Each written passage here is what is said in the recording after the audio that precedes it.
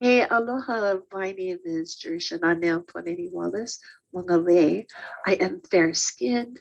I have long dark brown hair with some white in it and highlights. I am wearing a red shirt, and I also am wearing glasses that help me see better. I am a wife. I am the mother of four young men. I am a daughter and granddaughter of many. I am the product of many different cultures and ethnicities. And although this is true, Hawaiian and Maori are the predominant cultures of my upbringing. This is vital in establishing who I am, my identity, and sense of place that's intricately woven into my research and what I'm going to talk to you about today. I am a doctoral student at the University of Hawaii at Manoa, and this presentation is a preview of my dissertation defense that I hope to complete in a few weeks or a month or so. I wanted to share with you the title of my dissertation, Wallace Wahi Keiki, a story of personal evolution through caring for a child with multiple disabilities. Wahi Keiki reflects a perspective that's not commonly held in research about caregiving. Usually, you find research about how caregivers or parents shaped the lives of their children with multiple disabilities. My study flips that perspective and examines how providing care for my son Talio has shaped who I am. This autoethnographic study examines my perspective and position as an Indigenous Hawaiian and Maori researcher. I utilize storytelling through song, letters, poems, videos, and journals to share, explore, and analyze my evolution.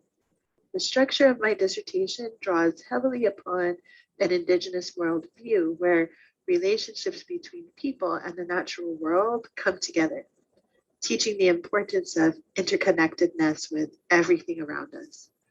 Maori believe that we are living in the woven universe.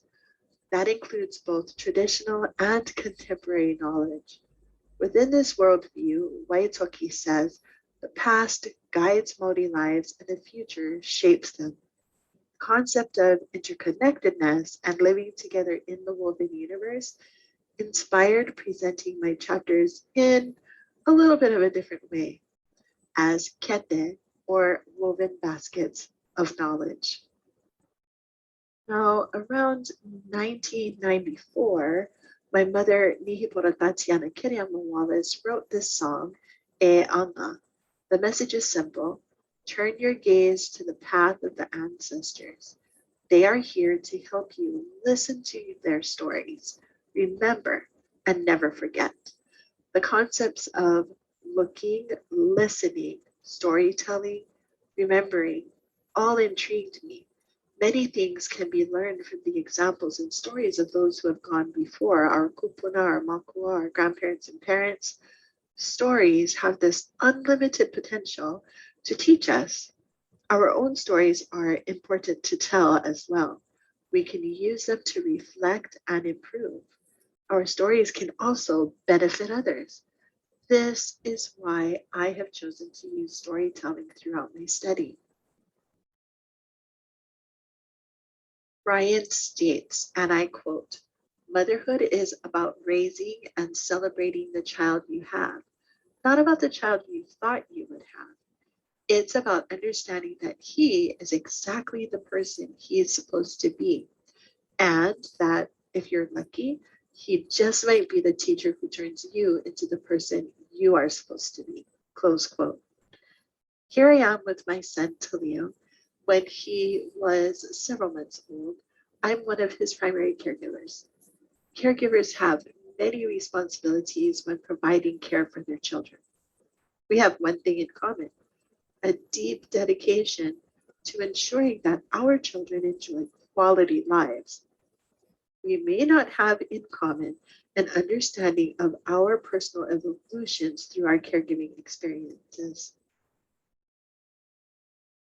This is a picture of me and Talio swimming in our pool when he was about 2.5 years old. Despite being diagnosed with cerebral palsy, seizures, and developmental delays at 6 months old, Taleo continued to progress.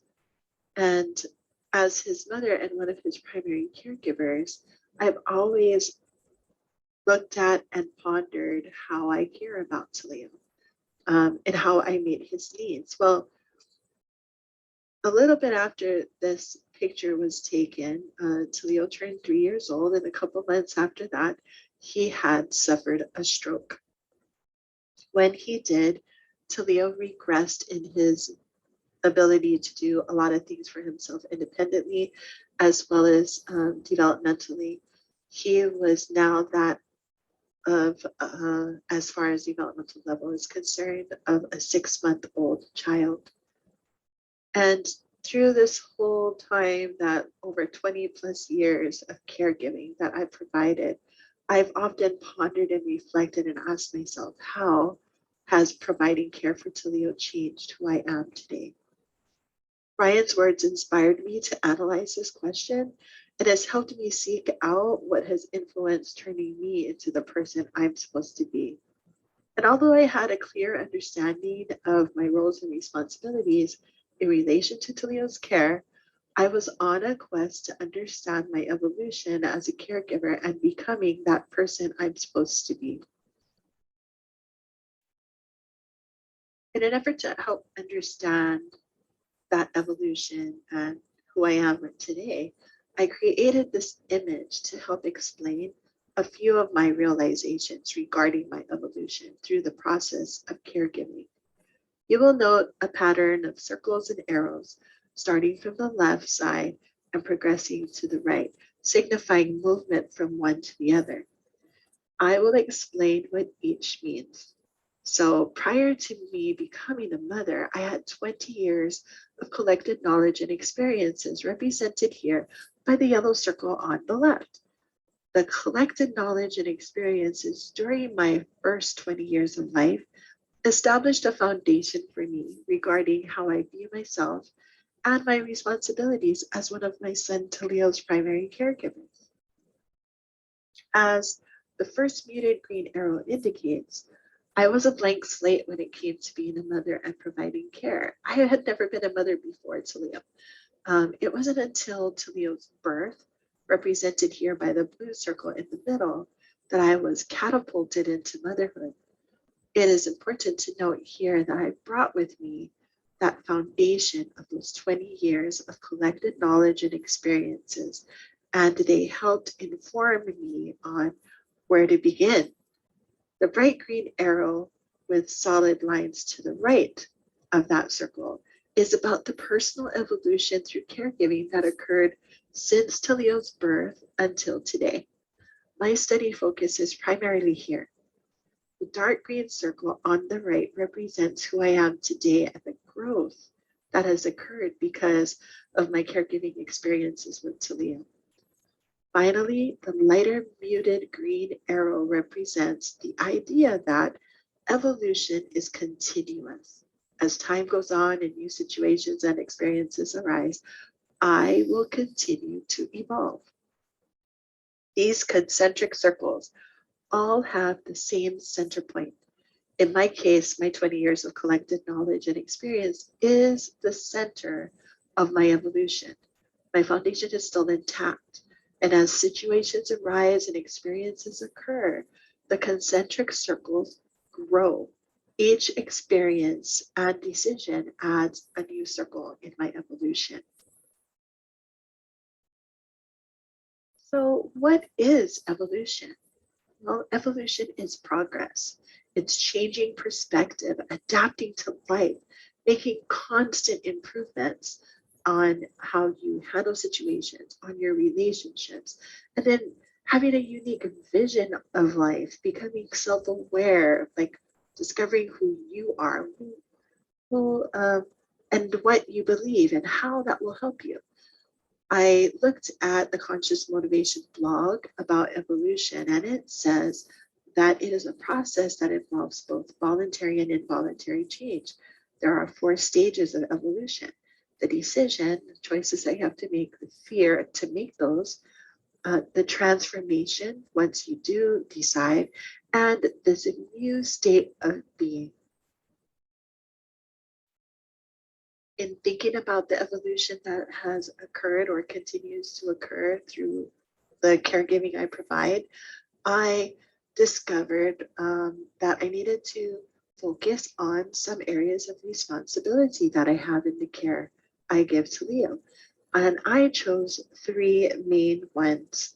I have a lot of responsibilities to Leo, but first, maternal, second, spiritual, and third, educational.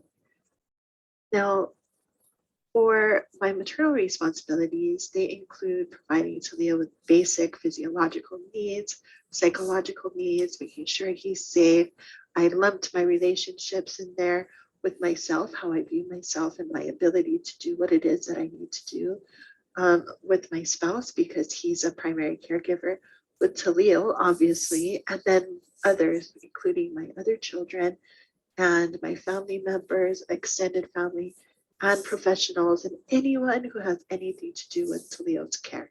They're all lumped in there because I have to organize and facilitate all of that and all of those relationships. And those things are important components in my maternal responsibilities. At least that's what I discovered. For this study, I also looked at spirituality as a combination of cultural beliefs, values, and religious affiliation, because I'm the spiritual provider for him. Being that provider involves exposing him to beliefs, cultures, and religions that are predominant in our family. I view spirituality as being extremely important in helping him understand who he is, where he comes from, and what his potential is. This spirituality also includes his relationships with others, with the world, and everything that's in it, and yes, the universe. Now, according to Wilson, the relationships and interconnectedness of all things is a spiritual and indigenous concept. But this is true of Maori and Hawaiian people. My spiritual beliefs directly correlate with my membership in the Church of Jesus Christ of Latter-day Saints. I'm focusing for my study on three key elements of that religion. The plan of happiness provides answers and explains who Talio is, where he came from, and touches on his potential and possibilities for him in the future. The family of proclamation to the world shares the importance of Talio's membership in our family and my duty as his parent, but it also talks about the family unit as being a vital component in society. Prayer is something I have relied on and continue to rely on as I juggle the challenges of everyday life and Talio's care. I viewed my educational responsibilities to Talio to be helping him gain access to educational opportunities, to programs, schools, services, and also therapy. I reflected on my own education and how that was important. I needed to go to school again for some things to help me. And I became an information seeker because I needed to know things that I didn't formally know about. That led me to this idea of networking and building relationships with other people because they had the knowledge of methodologies or ideas or ways that I could help support and take care of my son in a more effective way. Getting all of that information and trying to put it all together and compile it into a study, I had to think about the structure of what that was going to look like. So I decided to focus on this idea of a container or a receptacle. The structure of my study was actually influenced by Nānea and his journey to the uppermost heaven, Magalei, where Iomatua, the supreme God, resides, to get Ngakete Te Wānanga, the three baskets of knowledge, to help the people. Tekete Tuauri, Tekete Tuatea, and Tekete Aronui were the baskets. I'm not going to talk about each of them, But I am going to share that, like Tane, I'm seeking knowledge. My journey through caregiving continues, and to help me, I have multiple kete that store the things that I've learned and I put information into. Kete, again, are woven baskets. They are receptacles to store valuable and important information, both things that are tangible and intangible. I grew up in a home where kete were prevalent. My mom is Maori, and she would often sometimes tell me when I would experience something difficult, she would sit and listen to me as I relayed and recounted all of the challenges I was going through. And after I was done, she would tell me to put it in your kete, reminding me that every experience was important and every experience was needed to help me grow and evolve. The symbolism of kete was something that helped me, and it worked well for organizing my thoughts and experiences through my chapters in this study. So much so that I actually used my chapters as kete and named them as individual kete. The kete tuatahi, the first basket, is about my position as a researcher. The kete tuarua, the second basket, is titled No Kuʻu Keiki, Talia's story. It's absolutely about Talia and gives background information about some of the things that he went through in his life and his diagnoses, and just what happened in his life, so that you have information and can understand where I'm coming from when I've made decisions, and also have an understanding of my perspectives and beliefs. Toru, the third basket, is a literature review. It's just where I study and look at the research that's out there about caregiving, about um, indigenous thoughts and storytelling, and about this whole notion and idea of personal evolution, and a couple of other things that are related. Teketetuafa, the fourth basket, is Indigenous storytelling, a study of personal evolution, where my findings, I draw all of these things into this chapter and review those. And I'm going to talk about that a little bit in just a moment. With all of that said, though, what did I discover? What helped me in my study? To answer that, I am going to show my research questions and respond to each of them. So, like parents who care for their children with similar diagnoses to my son, I have many responsibilities, and I've shared them with you when providing for his care. I face complicated challenges when making daily decisions for him, and other caregivers face similar decision-making challenges. This autoethnographic study addresses that and seeks to answer the following research questions. First, what have been my aspirations for my son Talio's health and well-being as his parent caregiver, and how have these aspirations shaped my decisions regarding his family life, his spiritual well-being, and his education? Before Talio was born, I aspired for him to live a typical life, go to preschool, elementary, intermediate, high school, and college, get married, and raise a family of his own one day. And I wanted to provide him with as many educational opportunities as I could. I wanted Talio to gain a sense of self-worth and understand and accept that he was a vital and important part of our family, community, cultures, the world, and the universe, and that he would know his place in all of them. I hoped that he would grow to become a strong advocate for his people and find joy in serving. I also hoped that he would grow spiritually and have a close relationship with God and accept Jesus Christ as his Savior, and that he would have strong faith and be known as a good person. Through this study, I have found that some of my initial aspirations for him can no longer be due to the circumstances that occurred because of the many health issues he has had to endure. Talio has gone to school from preschool up until high school, but the focus of his education changed to functional daily living skills and moving towards independence in doing those skills rather than on academics.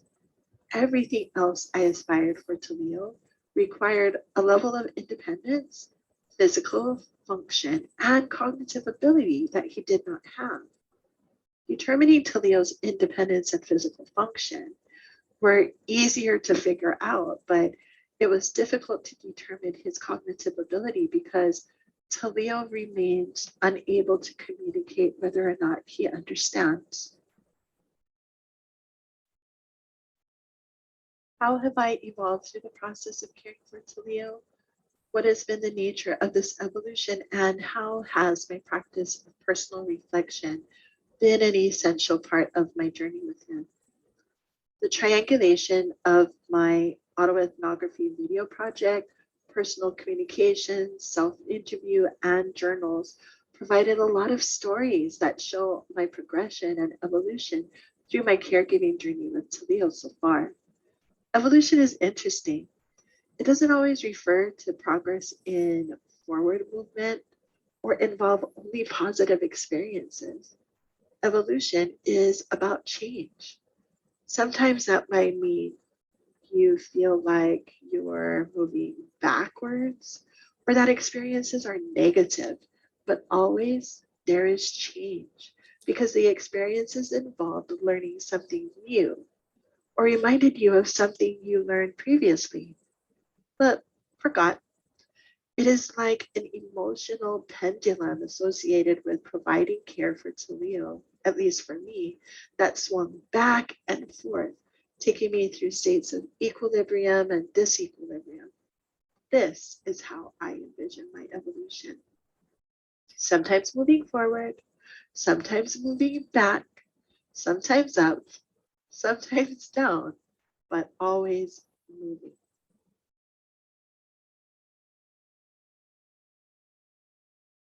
How might my practice of personal reflection inform other parents of children with multiple disabilities as they seek to navigate their journeys? I did this study to analyze my caregiving and the decisions I have made over time in relation to Talio.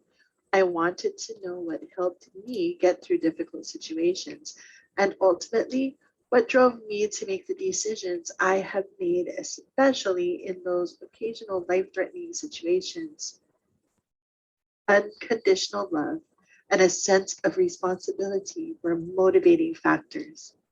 I found that remembering the stories, advice, lessons, values, and beliefs I acquired throughout my life helped me make decisions.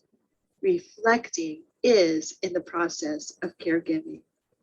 As I reflected on past situations, I was able to make thoughtful, informed decisions when similar situations arose later.